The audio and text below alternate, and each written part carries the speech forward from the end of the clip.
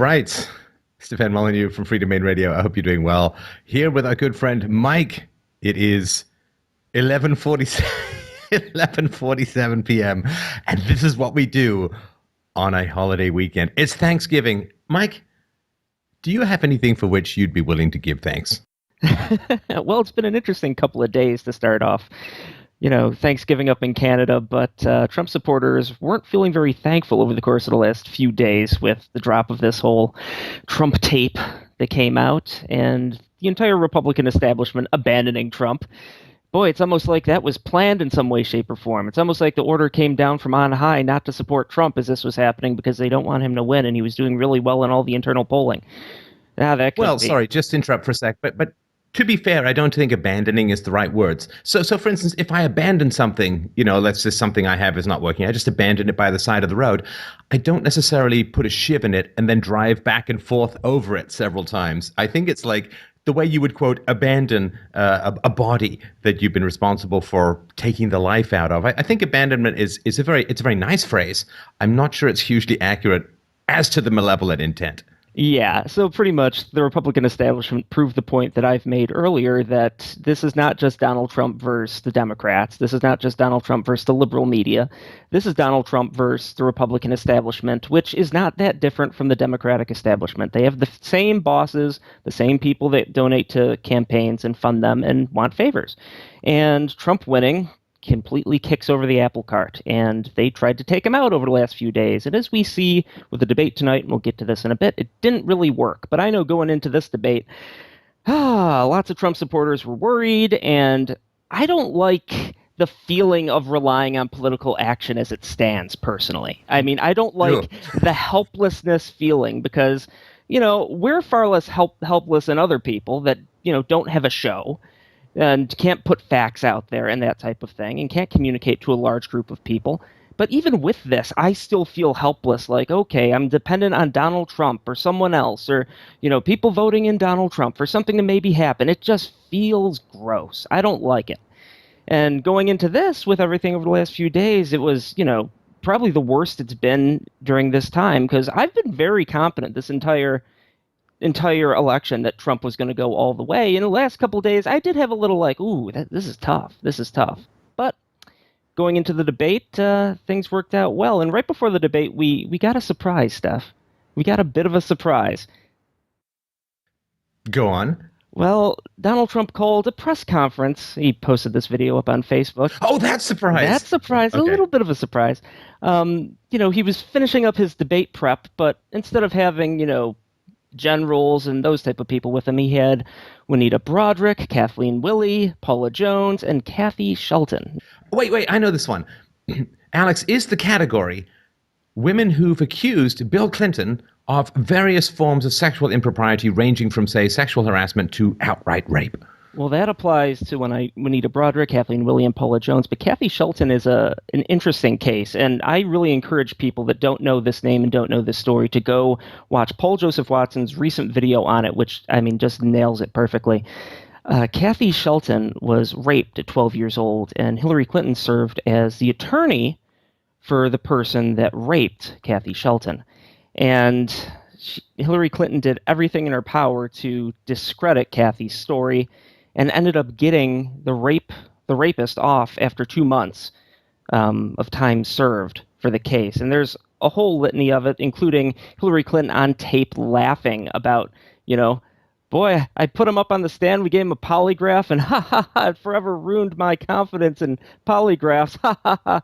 She's on tape laughing, clearly knowing that this guy was guilty, that she got him off from raping this 12-year-old girl, and she's on tape laughing about it, which is 8 million times worse than anything you could ever pull up with Donald Trump. Donald Trump did get a rapist out of jail, and laugh as a 12-year-old has had her life destroyed. And Kathy Shelton's talked about it. It's it's been a very hard road for her. So, our friends over at WeSearcher, Charles C. Johnson and company, actually were intricately involved in getting her to the debate. And yeah, she was there with the three others and Donald Trump for a press conference. They all laid out why they were there, their history with the Clintons. And at the end, the press jumped in, like Donald Trump, what about these accusations of you just grabbing women, and all this. And Paula Jones, gotta love her, just jumped right up and said, why don't you ask Bill Clinton that? How come you don't ask Hillary Clinton about that? How come you're asking Donald Trump? Oh, it's great. So great. You got to find the clip up on YouTube if you haven't seen this. So pretty much the entire media immediately shut up because they had someone there that was going to call them out that, you can't attack Paula Jones. Well, they're going to try, but you can't attack Paula Jones at this point. So that's what we had right before the debate. So we knew going in there was going to be some fireworks. And Roger Stone also commented and said that there was a covert plan to get Donald Trump. Apparently, Hillary Clinton was going to leave him hanging for the handshake. And that was going to be the big, like, ooh, gotcha. She didn't shake his hand. So if you if you watch the tape, you could see Trump going in there, and he's like, is she putting out her hand? Like, it's a very coy. You can watch him step in. It's very interesting knowing what's going on. And of course, there's no handshake before, but the whole plan was she was going to leave him hanging for the handshake, and then Anderson Cooper was going to ask, why did you not shake his hand? And then she was going to go right into the stuff from the Trump tape, and it was going to be a full-on assault from the word go. And she didn't get the chance to do that because Donald Trump foiled her plan. It leaked because I think some Democrats are very concerned about, Hillary Clinton agitating a war with Russia. They don't want to die in a nuclear holocaust. So that's, setting the table for where we are. Concerned Trump supporters, Hillary Clinton, Donald Trump sitting on the debate stage with two moderators that in the past have been very supportive and said nice things about Hillary Clinton, including Anderson Cooper, who was a notable past member of the Clinton Global Initiative. That's totally unbiased. I can't imagine why the nonpartisan Clinton or the nonpartisan Presidential Debate Commission chose someone like Anderson Cooper. Oh, wait, because they're all completely in the tank for Hillary Clinton. So, Steph, what were the things in this debate that stood out the most to you? Well, just to sort of jump into the before the debate thing. Yeah, it was frustrating just seeing the conversation, which of course everybody with any brains wants to be on issues, spiral off, and just seeing this same planet, different worlds. Without philosophy, we simply can't get to any meaningful truth that we can share. It's all just bias and prejudice. So when Donald Trump says, there are fame groupies, they're also called star frackers, I think, in Battlestar Galactica. But these sort of fame groupies, he's saying, oh yeah, you can grab them, they love it, and so on. This apparently just becomes him outwardly like an octopus, an evil octopus with hatchet hands, sexual assault everywhere, recommending and so on. And that's how Anderson Cooper started it. And he's on tape admitting to sexually assaulting women. I listened to that tape and I didn't hear that, but I'm not completely biased and in the tank for Hillary. And of course, the men, and we know exactly who that's designed for female consumption, right? And this to me is, it's either very insulting to women or it's not, and I don't know which is more insulting to women, right? Because obviously men recognize that as locker room talk, and it's braggadocio, as was pointed out in our last video. It's not real talk. It's not like he's going out there, like Uncle Spanky Fingers, just grabbing everything that moves. And so men weren't particularly bothered by it and thought it was a little uncouth. But, if you look in the mirror, we've all been there at one time or another in various topics. It's not so much sex with me, maybe more politics or philosophy, but we've all been there. So this is like women. Now, of course, there are women out there who genuinely have been sexually assaulted, which is a terrible thing.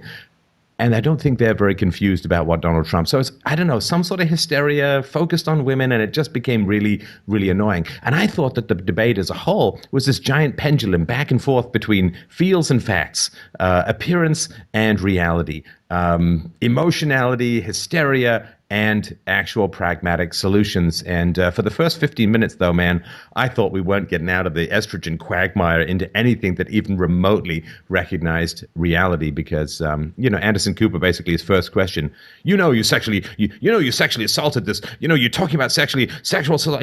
How many times can you accordion in the phrase sexual assault when asking your first question?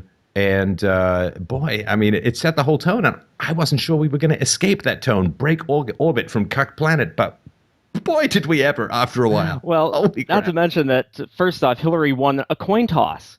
So she could answer the question. Hillary Clinton's great at these coin tosses.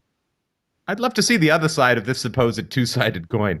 Two-faced, I believe. Two-sided, I don't. Maybe she can get another $250,000, much like her Wall Street speeches, to hang out at the Super Bowl at center field and do the coin toss for the team, give them an advantage. But it's a kind of magic. Yeah, no, so at the beginning, Trump started a little slow. And slow for like the first 5 minutes. And, it's just what an awkward situation, too. Like the tension. I don't think I've felt like a more tension-filled moment that I can even fathom in recent times. Just with like everyone knows where they're going. You have Juanita Broaddrick, Kathleen Willey, Paula Jones, Kathy Shelton watching. Bill Clinton's hanging out there, with an oh shit look on his face. Like this is just these combustible elements. You got to see this picture. Oh yeah. But we'll link to this picture. You got to see this. This is the face of a man who's praying for death and only defying it because he knows he's going straight to hell for what he did to these women. So you got to look at this. This is like a Macbeth face. This is like a face of a soul in torment. Well, I shouldn't say soul. It's probably an insult to those who actually have souls. But yeah, it was. You knew they were going to start with it. And this is all the way back to the very first Republican debate, right? All the nominees, right? This is all the way back to the woman saying, "Oh, you're fat pigs," and Rosie O'Donnell, and exactly the same thing. Like, do we? I know that there was a lot of sports on, so maybe guys weren't watching. But can we? If a lot of women are watching, and you want to bring up women's issues, does it have to be about this creepy stuff? Do women have no interest in defeating ISIS? Do women have no interest in healthcare? Do women have no interest in any of this stuff? At all? I mean, is it all just going to be about the feels and the danger and the creepy guys and the scary stories? I don't know. I mean, tell me I'm wrong, or tell me I'm not wrong. Either Mike or in the comments below. I talk about politics with women. Women call into the show. They have some interest in it. It's not just all about a locker room conversation in a bus 11 years ago, or who called what names, or who called what fat. Is this all that women are interested in? Well, I will point out that Trump did go 90 minutes and didn't grab Hillary Clinton's pussy once during the entire debate. But yeah, it's a little precious that while you actually have rape victims that Hillary Clinton, threatened allegedly, and that Bill Clinton assaulted allegedly in the audience, we are somehow painting Donald Trump as the sexual predator in this whole dynamic. If it wasn't the liberal media, yeah, no one would. This is so on the nose. I mean, this is just so ridiculous the way this has been spun. If it wasn't happening in real life, if the entire media wasn't so in the tank for Hillary, no one would believe this in a story or a movie. It's just so absurd. But here we are, and this is the world we live. And thankfully, Hillary didn't get too far in her Donald Trump is an evil predator talk, and she proceeded to fall on her face practically immediately as the debate got underway. So how do you want to approach this? Seth, do you want to hit some big points, or what do you want to do? Yeah, let's hit a couple of the big points. So, I mean, as is the case, and this is, again, what he did with Megyn Kelly in the first Republican debate was, he's accused of this terrible ways of mistreating women. And, man, Democrats, glass houses, stones. I mean, this is insane, right? But he basically says, okay, there was some locker room talk 11 years ago that I'm not proud of it. He said, I'm embarrassed by it. I apologize for it. He apologized. I think this is his fifth apology, at least by the time he went along. Duke. You got to do it 100 times for it to count. Because apparently liberals have no input. It's only output. There's no line in. There's no mic in. Hillary Clinton apologizes for her server, and that question should never, ever be asked again. She apologized. It's done now. Right? Do you understand? Well, I'm still waiting for the media to demand an apology from Hillary for lying to the family members of the people killed in Benghazi about what actually caused it, because it wasn't, of course, some internet tape, but it was a concerted Al-Qaeda attack on the anniversary of 9/11. But of course, they're not going to ask for anything about that. And even her apology for the emails, we'll get to that in a second, took how long? How long did it take to actually get an apology out of Hillary Clinton for all of this sort of stuff? Because first it was, it was fine. I was allowed to do it. I asked permission, and Colin Powell did it, and there was nothing classified on it. Okay, that wasn't classified at the time. I mean, this just went on and on and on before she finally said it was a mistake, and she apologized and took full responsibility for it, which I never know what the hell that means. I mean, if you take full responsibility for it, what does that mean? What is the difference between you denying it and taking full responsibility for it? I don't know. Anyway, so he actually apologized Well, let me And just say then on not Hillary's five. emails, just while we're on that point, she actually lied and said that she didn't have emails deleted after receiving a subpoena. Now, I don't Mm, think she was mm. there clicking, and deleting them herself. You can look into the whole Stone tier thing with the guy posting on Reddit asking, "How do I delete Hillary Clinton's emails or scrub her name from, the title so it's not traceable?" Again, this you have someone Well, posting on. he didn't say Hillary Clinton. He Yeah, said, a we're VIP, very, inferring that. very, very VIP. Wink, wink, nudge, Yeah, nudge. It's we can be pretty sure, but just to put the caveats in. And so, yeah, within a few minutes, she's saying, I've apologized for certain things. Donald Trump has never apologized for things. It's like, lady, you were in the room. Do you not hear things in the room? Do you think you're just talking to the FBI now and can claim you just didn't notice things that happened right in the room 5 minutes ago? I mean, it's so dissociative. I mean, she is not good when she's not scripted. Like, she's not good. She's got her talking points and she just regurgitates them. It's like watching a cat get rid of fur, or like watching some mama bird regurgitate something into her kids' squawky beaks. She is not good at absorbing the room and working with the dynamic of what's actually being said. She's just like, talking point. She's like the pull Barbie thing, I hate math, right? She's just like the pull Barbie thing. These are the talking points I need to get across. It doesn't matter what's been said in the room. This is just what I'm in. Spray, spray, spray, spray and pray. Spray out your talking points and pray it works. in the first debate, she wasn't on defense hardly at all. There was the first 30 minutes that Trump did well, but then, Trump started taking her bait and the moderator's bait, and quickly, Trump would start rambling, and, everyone thought, I should say everyone, but large swaths of the population thought that Clinton won that debate and Trump didn't look very good. In this point, Trump had her on defense the entire debate, almost from the word go, and Clinton on defense was just a sad sight to behold. I haven't seen a slaughter that bad since some of Hillary Clinton's foreign policy. Some? You mean there's some that wasn't that bad? Okay, so he pivoted, of course, from, okay, we had some locker room talk. On the other hand, ISIS is burning people alive in cages. And that seems, obviously that's a pivot to say, and it's similar to what he said, we don't have time for political correctness, we got big problems and so on. I think that was a reasonable pivot. He said, I regret what I said, I'm sorry about it, I'm embarrassed by it, but, let's move on.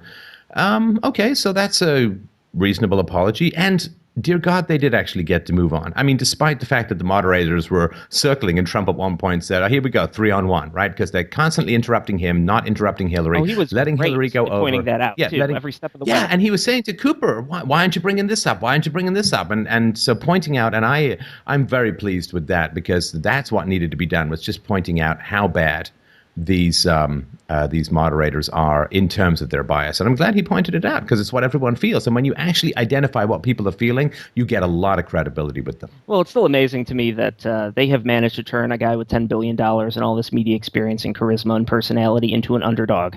In a 3-on-1 attack, in the context of this debate, they did it again. They did it again. He's fighting everyone on the planet. It's Trump versus the world. So, all right. Well, I'm not going to go in order here when it comes to debate point stuff, but the biggest thing in the debate had to be Donald Trump actually making the announcement that he was going to appoint a special prosecutor, if elected president, to investigate Hillary Clinton, which you got to figure giant swaths of voters are going to vote for Trump solely for the reason that he's actually said this.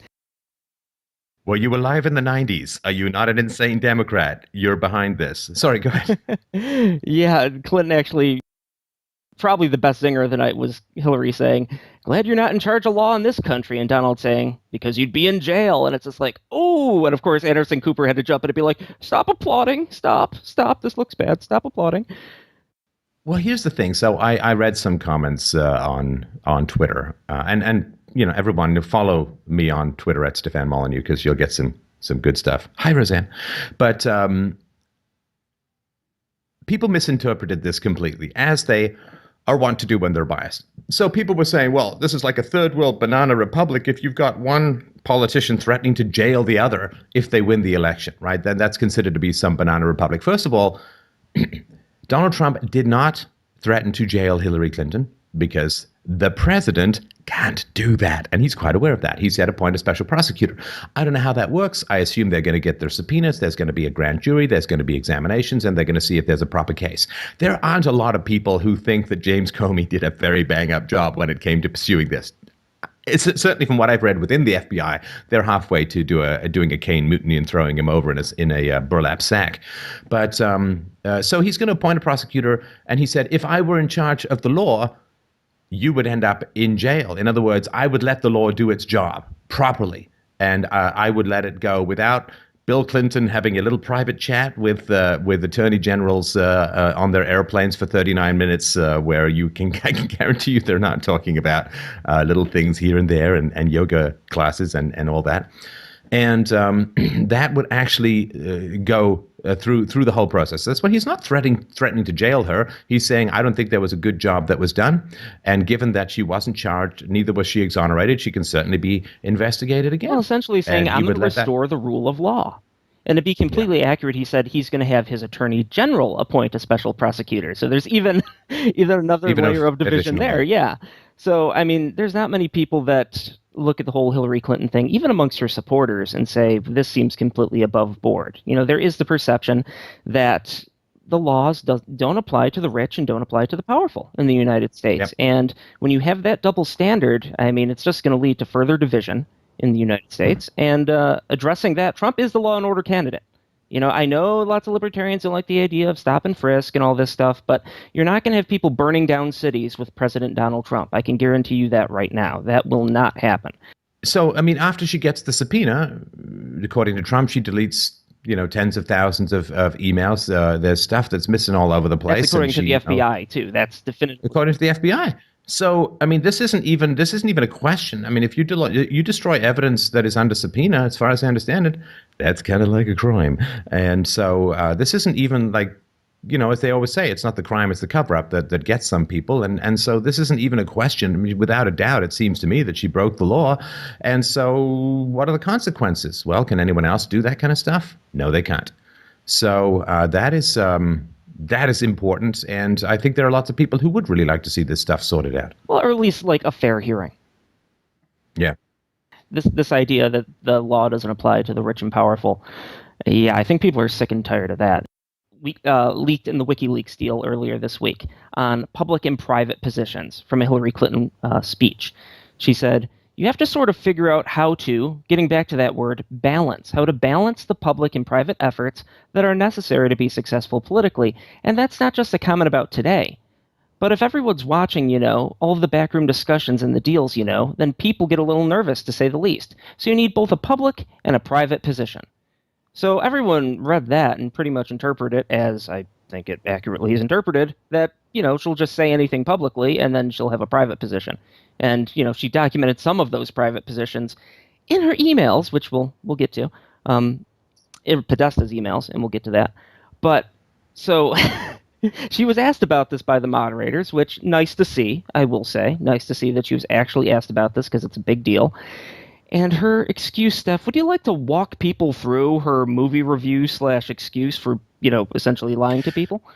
Well, when you're live tweeting, you have to sort of jump out of the flow of the debate to write something on Twitter.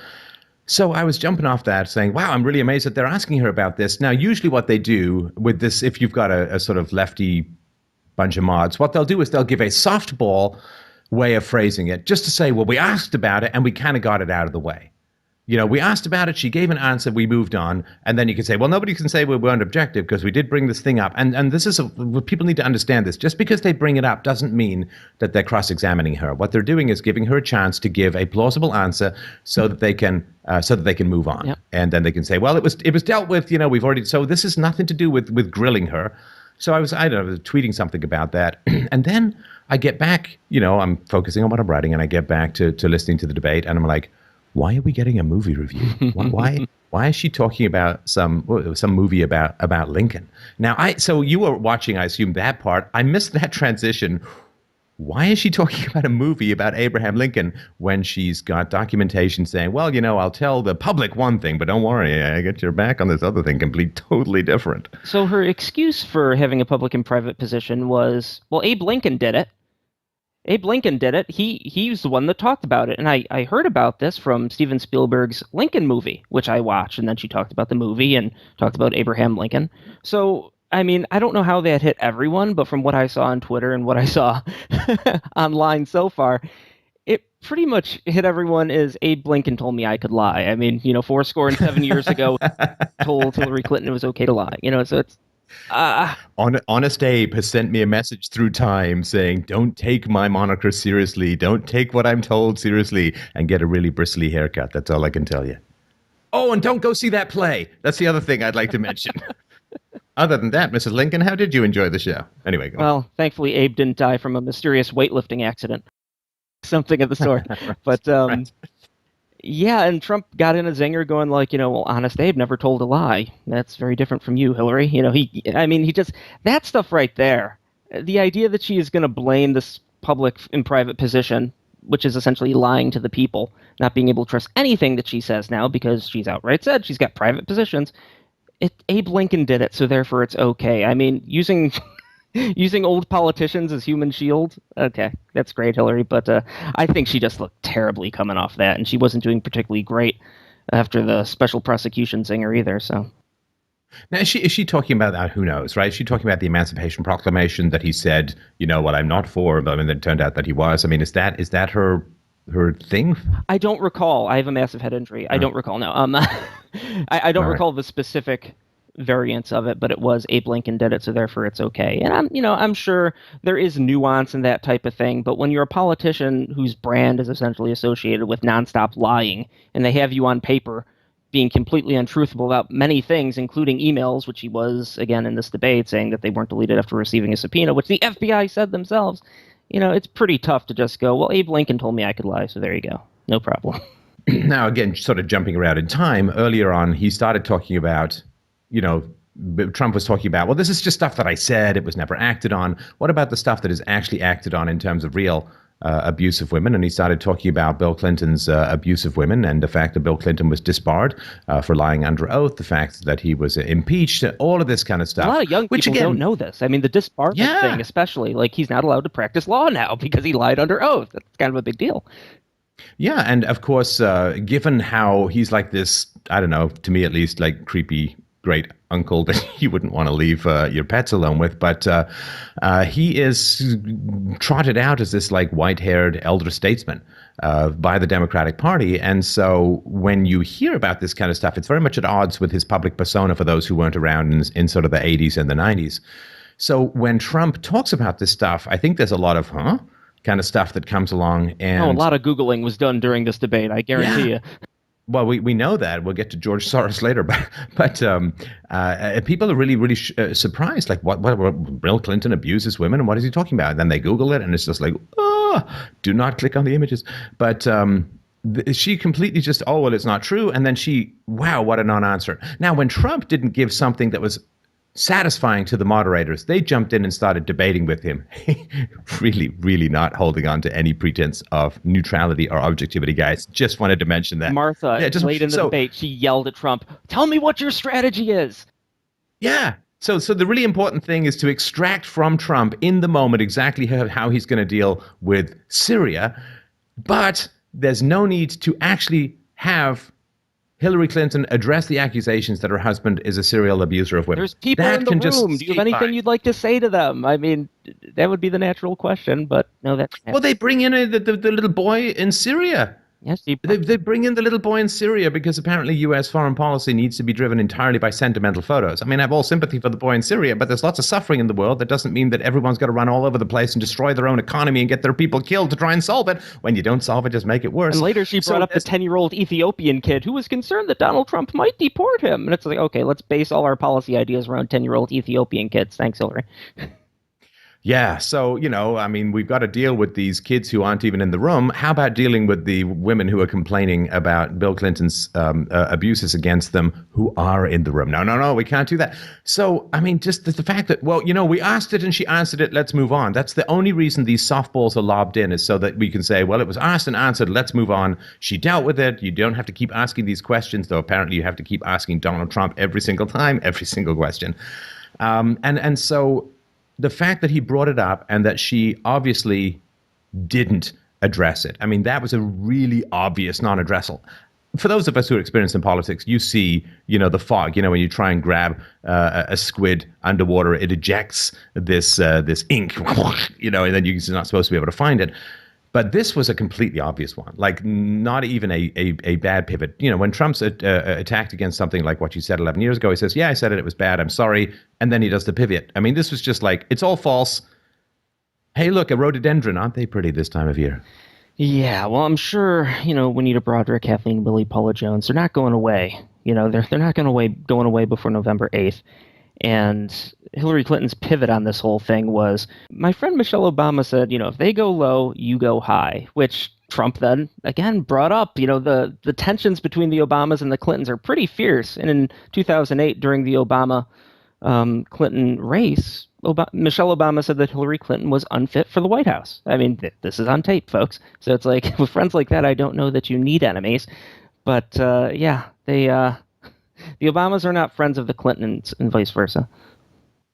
So yeah, that was I think a desperately bad pivot. So let's move on to the next big topic we've got. Well, since we're on Obama to some degree, I think the Obamacare deal was pretty interesting. Trump wants to repeal Obamacare or replace it, and has brought up some fair-based market incentives like price transparency, which I don't think he mentioned in the debate, but it's part of his plan. In addition to removing the artificial lines around the states, and a free market approach to healthcare, which yay, that'd be great.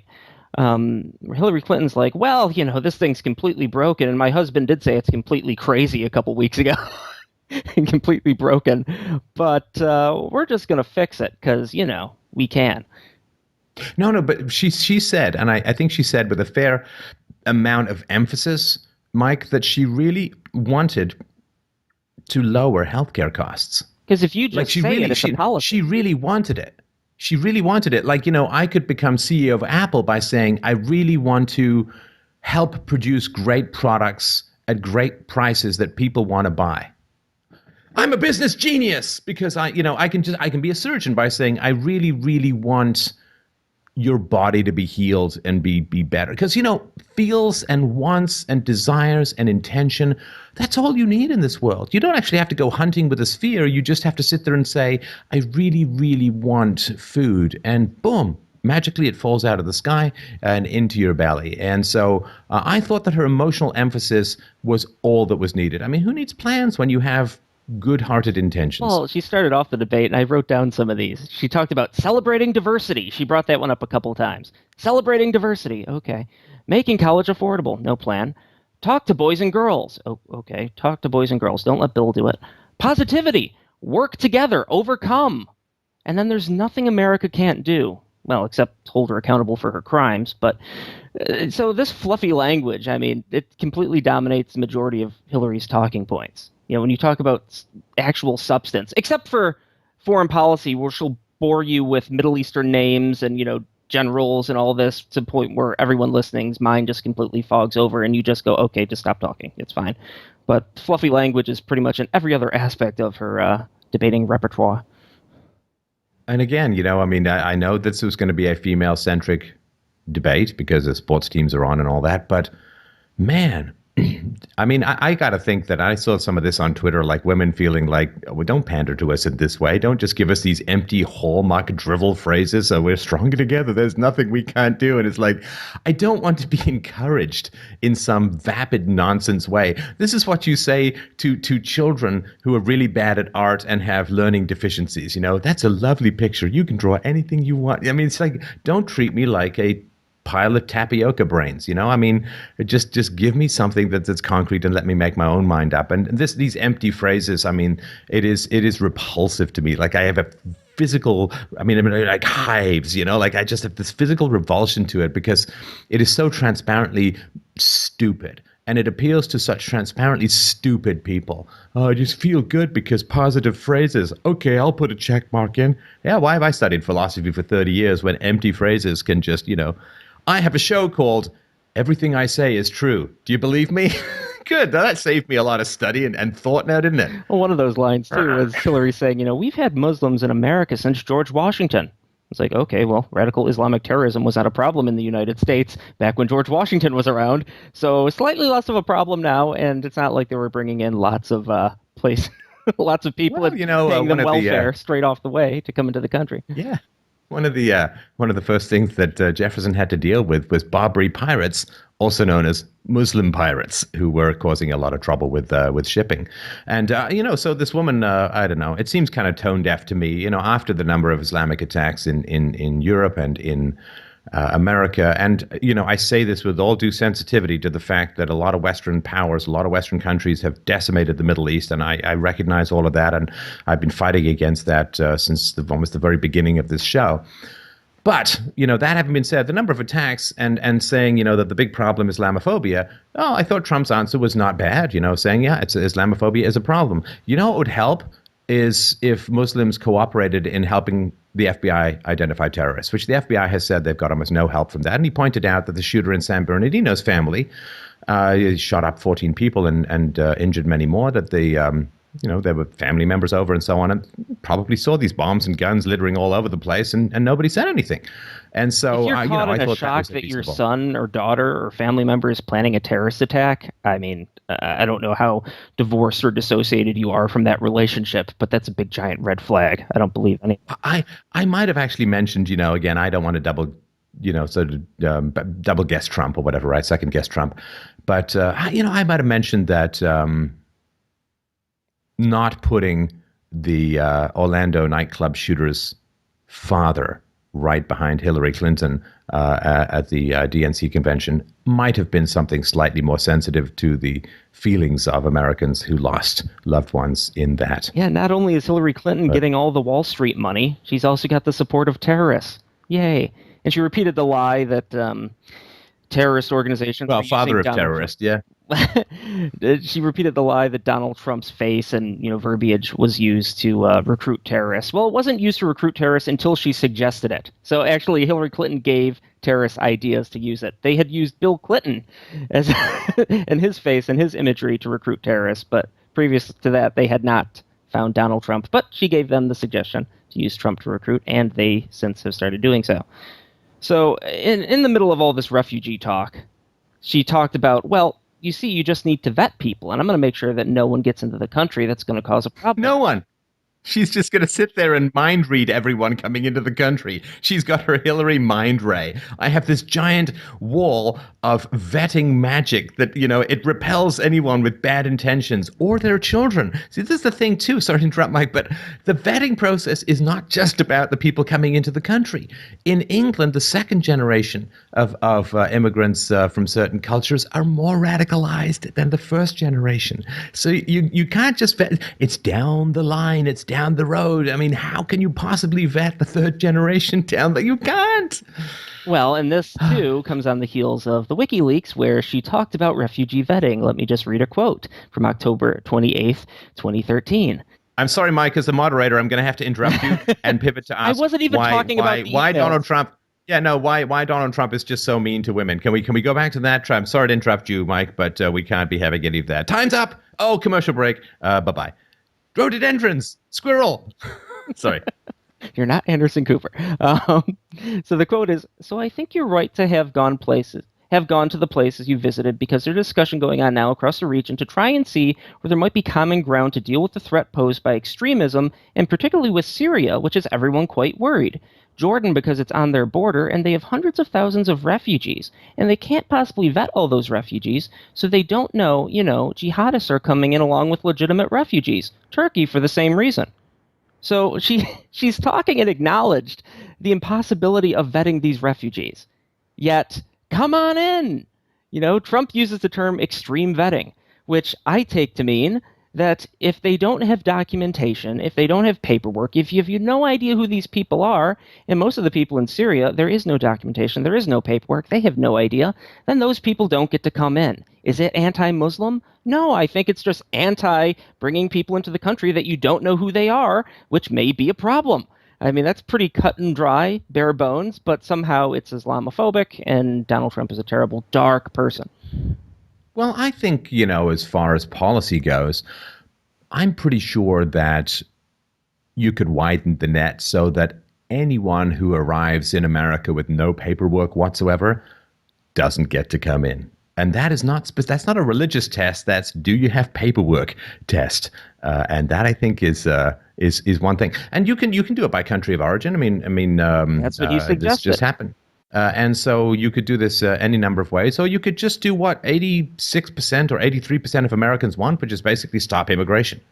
42 million over the last couple of decades. Yeah, take a break. It's just like people wolfing down food and not giving their bodies time to digest or anything like that. It's like, let's take a break. Let's take a break. And then, hey, you know what? No immigrants for a while. That's what Ann Coulter's calling for, a 10-year moratorium on immigration. Let's just see how this insane experiment of jamming all these cultures and religions and everything together, which has never been tried before in the history of the world, and certainly has never achieved success when it's occurred organically. This jamming together because, the people in charge of immigration at the moment, generally the left-wing media and the Democrats, and to some degree the rhinos, they seem to be all very keen on having just about anyone who wants to come into the country who's willing to vote for bigger government and who has no history with general Western beliefs about smaller government. The Democrats certainly are willing to invite anyone in who wants a bigger government and wants to vote Democrat. But the average Americans are like, bit too much of a change. How about we slow this whole thing down and find out if it's going to actually work or not? Stuff, the petri dish called Europe is going so well for this experiment, so why don't we just expand it even more to the United States?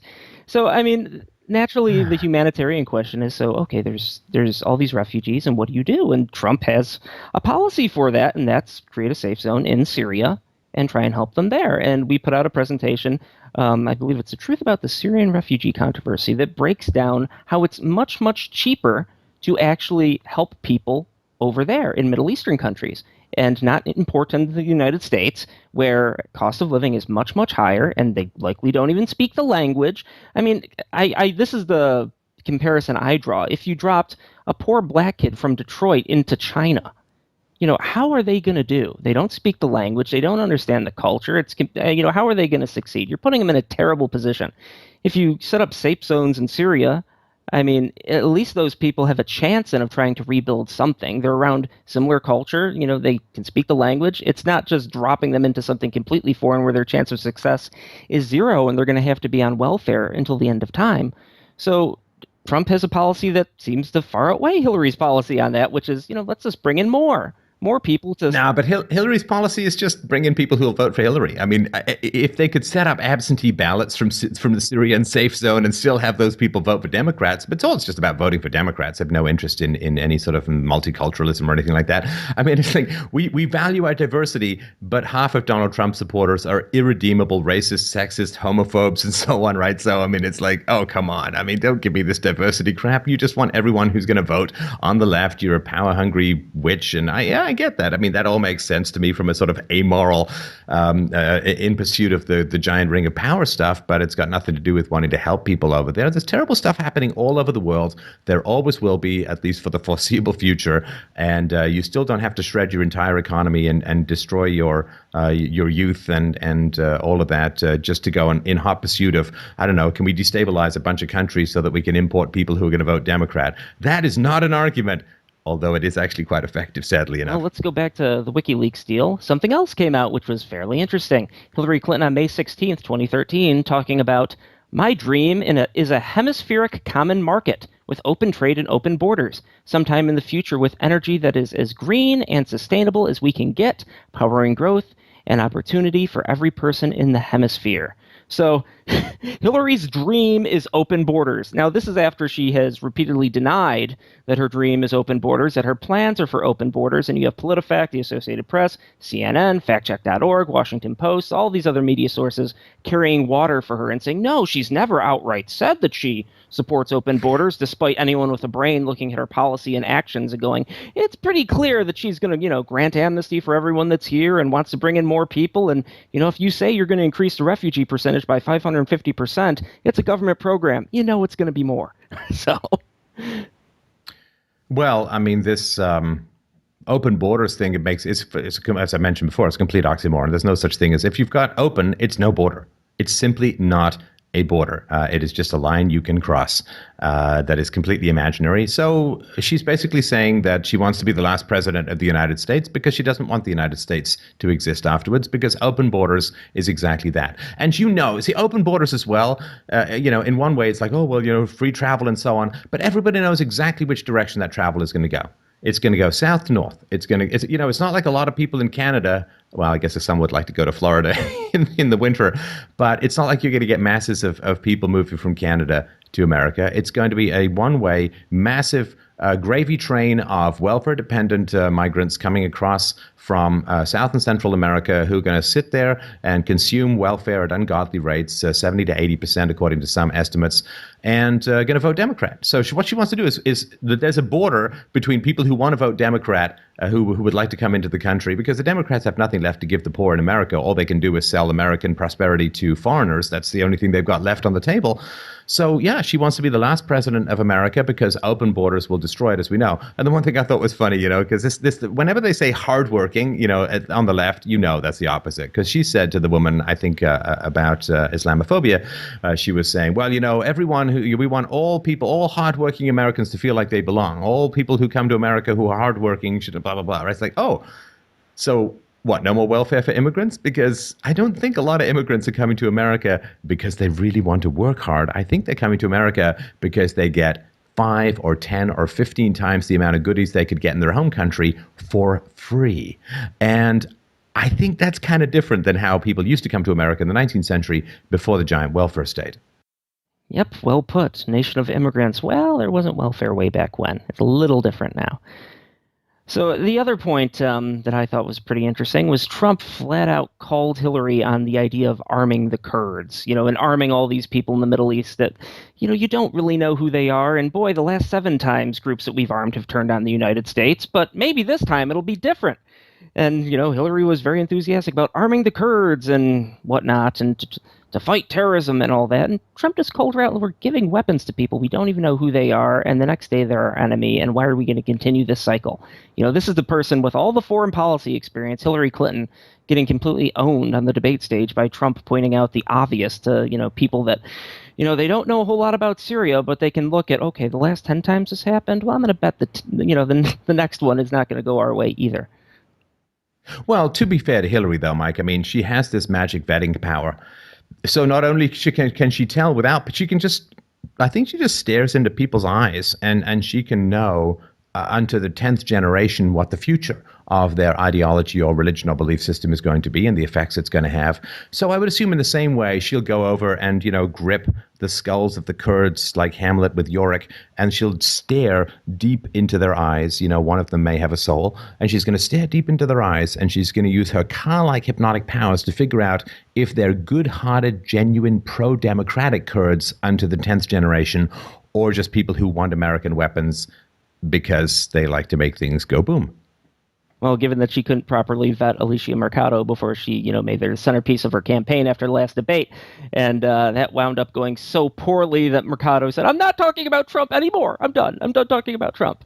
Because, you could say, did she vet her husband very well? Did she vet her right-hand woman and her husband? No. Anthony Weiner, who's currently being investigated for sexting rape fantasies to a 15-year-old. Yay, Hillary. I'm with her. Yeah. Uma Abedin had her BlackBerry sitting around. There's some reports that he might have had access to it. He seems to be quite a blackmailable kind of fellow. If he's breathing, you can blackmail him. So blackmail, BlackBerry. Anyway, this is all not very good vetting. I'll believe that she can stare into the soul of immigrants or refugees and figure out what they're going to be doing unto the 10th generation when she has some slightly less blackmailable people in her vicinity. One possibility. All right. Do we have, I think there's one or two more that we can chew through. Yeah, I'll just point out the, again, we went through all the common tropes, which you can look at the untruth of about Donald Trump for, the Khan family, the Mexican judge, the handicapped. Oh, the Khan family. Well, let's go, Steph. I was going to get there, but go for it. No, okay. So the Khan family. So there were 14 Muslims who were serving in the Middle East in these wars. But coincidentally enough, and again, I lean on Ann Coulter for this. That was the number of Americans killed by Muslims. Other soldiers, right, killed by Muslims in the Middle East. But anyway, Donald Trump's answer to that was fantastic. First of all, he never insulted his family. He said Khan seemed like a very nice fellow and so on. But his answer was, and we've talked about this before, and I'm sure lots of people have. But his answer was, Trump's answer was, well, if I'd been president, the son would still be alive because we wouldn't have gone into Iraq. That's that's a mic drop moment in the context of the debate, if you ask me. Yeah. Yeah. So past that, there was the other common trope that gets brought up all the time that I haven't had a chance to talk about on the show, which is the handicapped reporter. Donald Trump mocked the handicapped reporter. Now, we did a segment on this in The Untruth about Donald Trump, which is worth watching. Ann Coulter dedicated an entire chapter in her new book, In Trump We Trust, to debunking this. But even since that book came out, there's new video that shows Donald Trump mocking Ted Cruz, mocking himself, and mocking Marco Rubio with the same kind of just hands flailing gestures. So now there's so much evidence out there that he's mocking the handicapped reporter. If you freeze frame the video at a certain time and his hand is bent in this way, it's complete nonsense. It's been debunked. And can we stop bringing it up, for Christ's sakes? Apparently not. No, we can never. The same thing with apparently Trump thinks that some judge is unqualified because he's got a Hispanic origin, when that's not, of course, not the issue at all, which we've talked about a million times.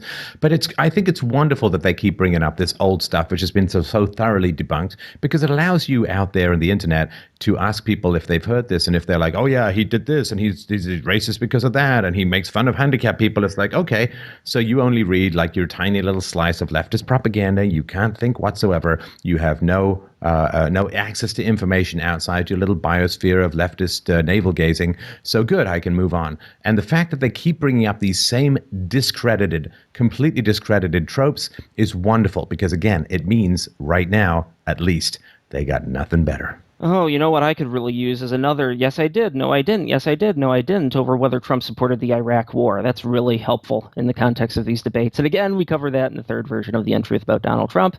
You can go check it out. Now, the other thing that I think is important to bring up is Hillary Clinton, in the middle of this debate, for whatever reason, announced that she has a plan to revitalize coal miners in coal mining, which is kind of interesting considering a month ago she boasted about putting all coal miners out of business.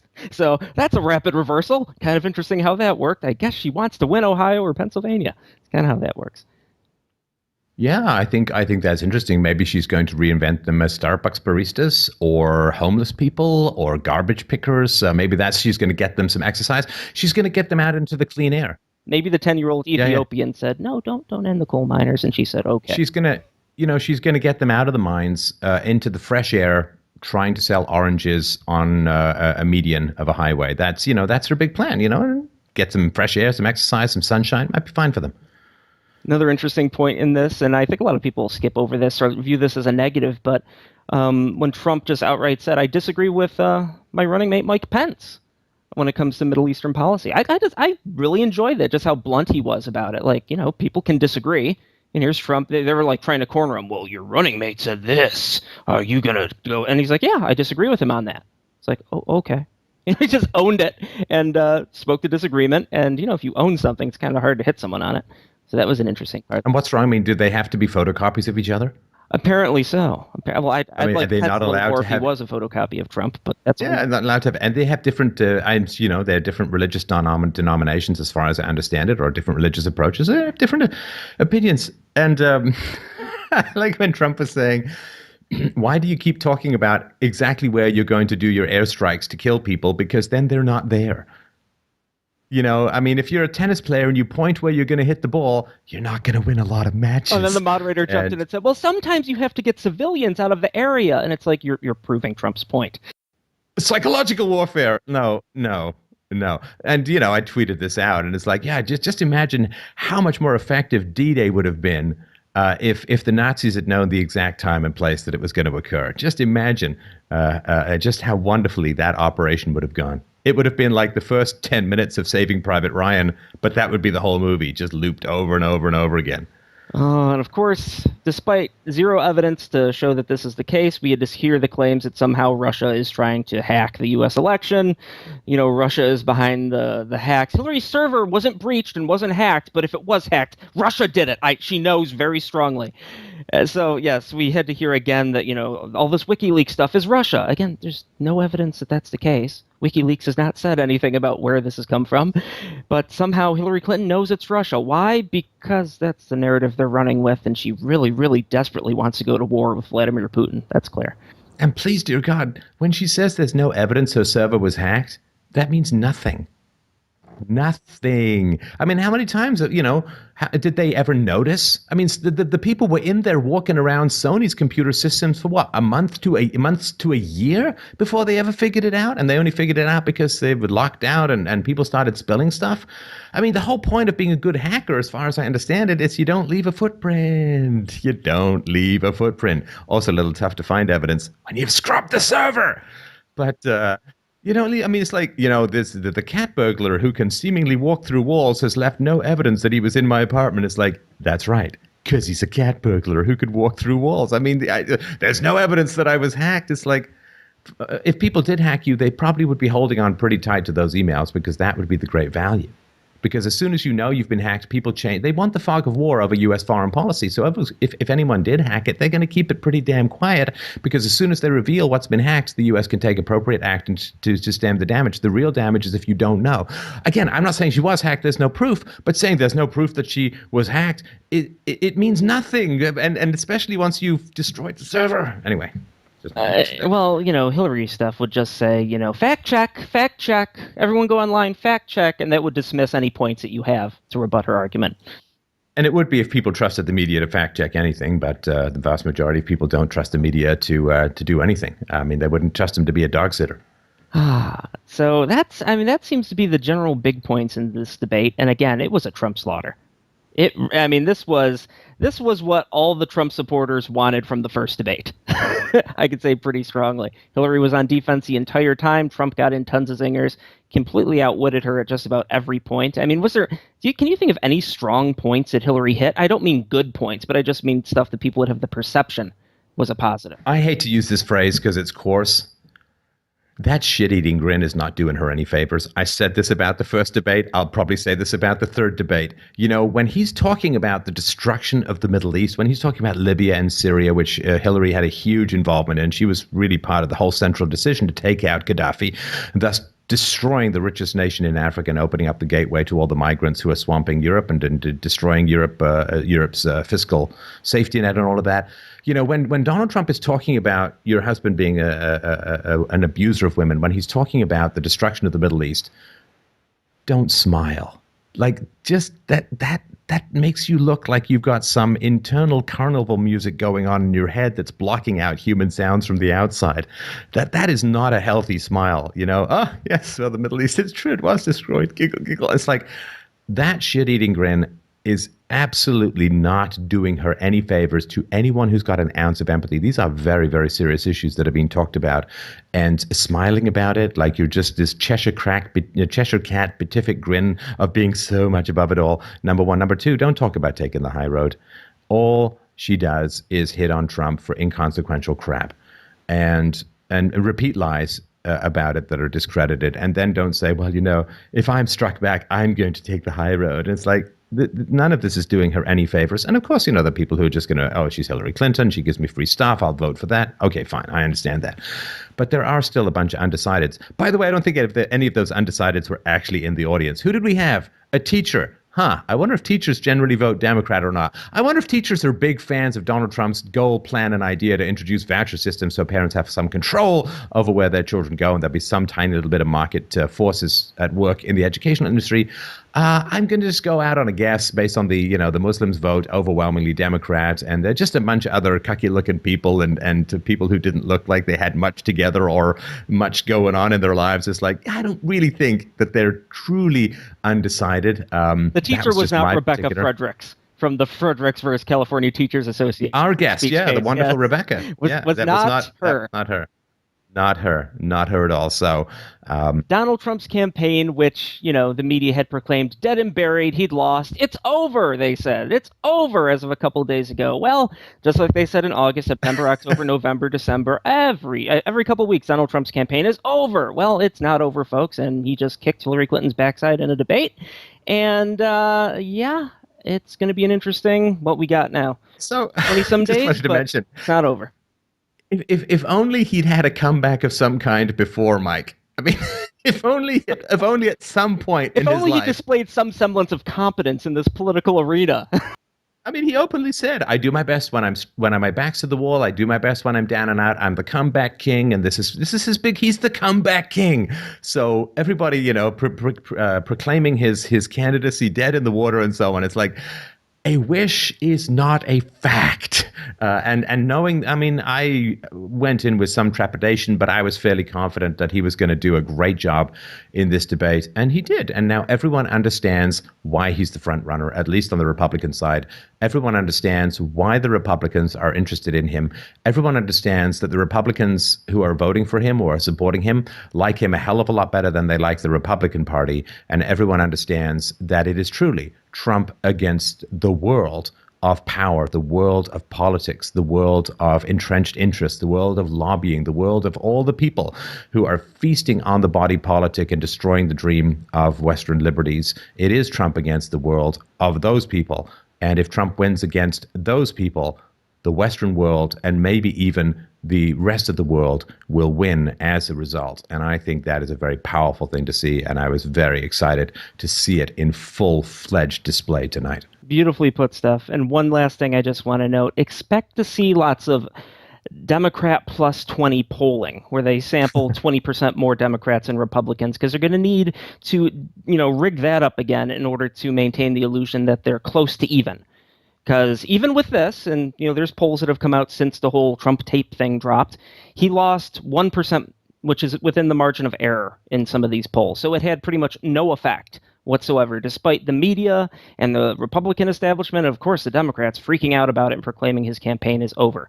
So after this performance where she got royally toasted, and I think we're going to get another WikiLeaks drop. We're supposed to get one every Monday or at least once a week until the election. There's a lot of stuff coming Hillary's way, and lots of people are Googling, hey, who's Juanita Broaddrick? Well, they're going to find out. So, yeah, it's not looking too good for Hillary Clinton moving forward, and Donald Trump's demise has once again been grossly overstated. So I look forward to the next debate, the third and final one. And until then, hope everyone has a great night. Anything else, Steph? freedomainradio.com/donate. Please, please, please help us out. And for those who've been watching on video, I'm sorry about the fly. It's too fast for me because, at 49, I could have totally whacked him, but at 50, I can't. So freedomainradio.com/donate. Please, please, please help us out. Help us continue to do the work that we're doing. Help us buy the vast handfuls of Quaaludes we need to get through these exciting times. And we promise to try and bring you the very best conversations about these absolutely essential matters. Thank you, everyone, so much for watching, for listening. We look forward to your comments below. Thanks, of course, to Mike for a great conversation. We'll talk to you soon.